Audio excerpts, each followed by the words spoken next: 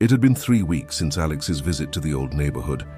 In that time, he'd managed to build a fragile barrier around himself, a thin shield against the relentless world of Wall Street. He still wore the expensive suit, the uniform of his tribe, but inside a quiet rebellion was taking root. He started leaving his phone on his desk when he went for lunch. He found himself looking up at the ceiling, at the sky instead of down at his spreadsheets. This newfound peace, as delicate as crystal, felt like the only trophy he had managed to salvage from the exhausting war of his career. But on a Friday afternoon, as the golden sunlight was devoured by the shadows of surrounding skyscrapers, an email arrived. It wasn't from his boss. It wasn't from a client. The sender was Ethan, his younger brother, a student at a top university in New England. The subject line was short, a 3-word alarm bell. "I need help. Seriously." Alex opened the message. The words on the screen were like an icy blade, slicing straight through his newly forged armor, shattering the peace he had so painstakingly built. Ethan's email skipped all pleasantries, diving straight into a brutal reality. "Alex," it began, "I failed the final interview round for the summer associate position. They said I lacked global competitiveness. Can you believe that? I've practically lived in the library. I worked 85, 90 hours a week all semester just for that one shining line on my resume. I skipped Thanksgiving. I turned down every social invitation, and I haven't had more than 4 hours of sleep a night for the past 3 weeks straight." The words were a mirror, reflecting a past Alex knew all too well. "You remember the pressure here, right?" Ethan continued. "It's not a yelling boss, it's a terrifying silent sound. Every morning, walking through the hall, everyone wears this mask of exhaustion mixed with fierce ambition. They're all bragging about their offers from Goldman, McKinsey, or Apollo, and I'm just left behind. I feel like there's something fundamentally wrong with me. All my effort, all my sacrifice. And for what? Just to prove that I'm a failure compared to the 30 people who got selected. The pressure from my peers, from Mom, it's killing me." Alex's hand tightened into a fist under his desk. He could feel the phantom weight of that pressure on his own shoulders. "You're the only one who escaped this black hole and actually made it," the email went on. "I'm begging you at any cost. Can you use your influence? Can you set up a call for me with any partner at your firm? I just need an urgent escape hatch. If I go home without a job offer before graduation, I know how Mum will look at me. I can't bear that disappointment.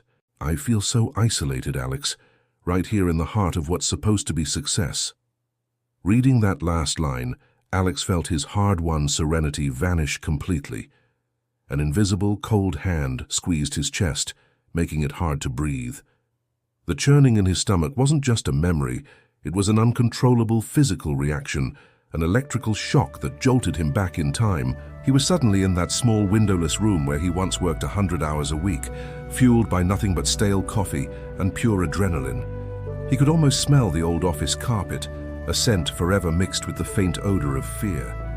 This wasn't just empathy for his brother, this was a full-blown panic relapse. His corner office, with its multi-million-dollar view of Manhattan, suddenly felt like a gilded trap. He stood up, feeling his ribcage constrict as if it were shrinking. The cold, artificial light from his monitors and the stock screens illuminated the room like a sterile operating theater, a place where messy things like emotions were surgically removed.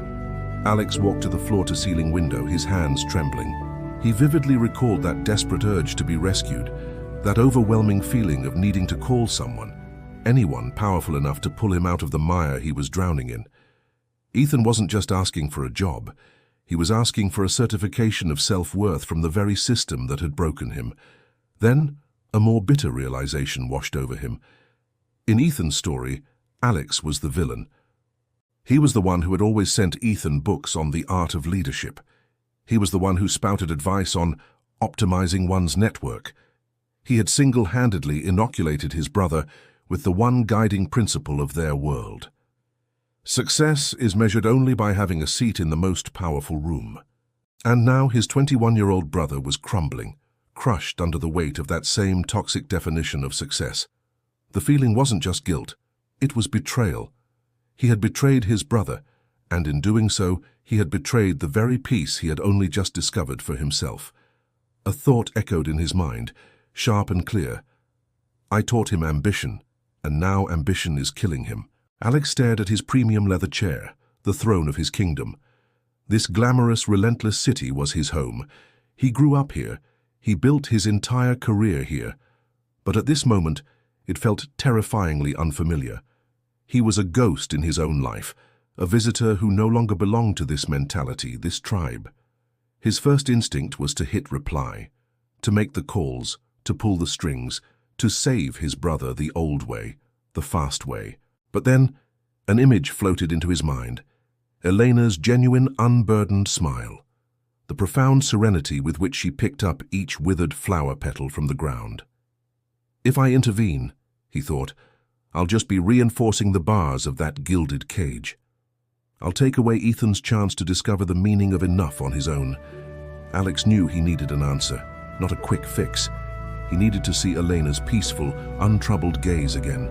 He needed to hear the comforting crackle of Carlos's old radio one more time. He needed to find solid ground, to validate that this new, uncertain path he was walking was the right one. He needed a reason, a powerful counter-narrative to the entire culture that he and his brother had been raised in. He grabbed his jacket from the back of the chair.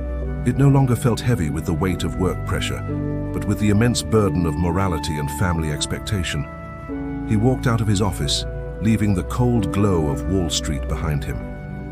As he stepped onto the busy street, he felt for the first time like a refugee, a stranger in the city he had always called home. He wasn't just walking. He was searching for a warm place, a genuine truth to use as the only weapon against the invisible loneliness that was consuming his brother. He needed to find that truth, and he needed it now.